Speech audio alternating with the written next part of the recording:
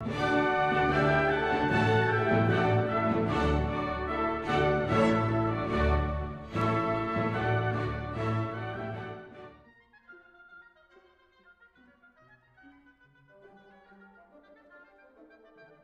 I love to do is introduce audiences to what I think are kind of neglected masterworks.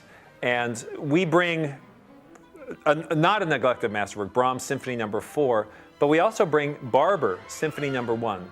We opened the season with the music of Samuel Barber, and Barber is a composer whose music I really love because he's extremely American, but he also has an incredible lyrical gift. I mean, he was a singer himself, and the way he writes for orchestra is just fantastic. And so this short symphony, it's a symphony without pause. It's in movements, but we go one from right to the next. It's about 20 minutes, and it has incredible lyricism. It has very kind of spunky harmonies. It has great structure, and it has what we call a passacaglia at the end. The passacaglia is where music is constructed over a repeated bass line. So we have this happening. And Barber, again, was a modern American composer, but he looked back. He looked backwards. And so a passacaglia is a Baroque invention where music is constructed over a single musical thought. And so this piece is not very well known,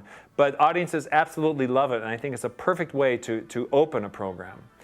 And again, as I try to do when I program things, not only to introduce audiences to new things, give them something they really know well, and that, of course, is the Brahms Fourth Symphony. But these two pieces work perfectly together. And I would have to say, Barber, when he was writing his symphony, I don't know whether he had the Brahms Fourth Symphony in mind, but the Brahms Fourth Symphony also, in the last movement, ends with a passacaglia. Brahms was a backward-looking composer, backward in the good sense, a romantic composer whose language and whose style was very romantic. The sounds, the lush sounds of the orchestra and the harmonies, extremely romantic, but a very classically oriented guy, was very orderly. There are no wasted notes in Brahms. And so I love being able to bring these masterworks to life. I mean, it's an important part of what we do at the Quad City Symphony and what all symphony orchestras do.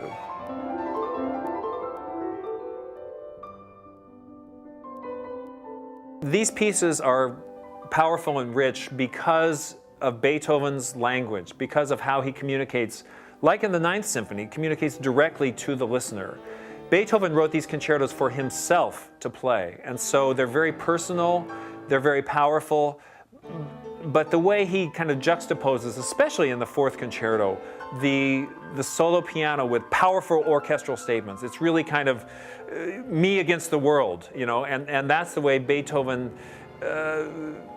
kind of represents that struggle. And so there's that great drama that's inherent where you have a solo piano and the orchestra commenting and kind of a battle back and forth, and then finally things come together. And so there's kind of inherent drama in the way these pieces are composed. And just, again, Beethoven made people cry when he played the piano. There's documentation about the way Beethoven played in such a personal way. And so it's a great personal statement when Beethoven writes piano music.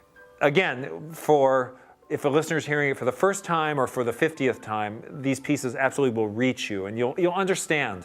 Beethoven's music is so direct that I mean, this is the reason why it's so popular. It just speaks from the heart to the heart.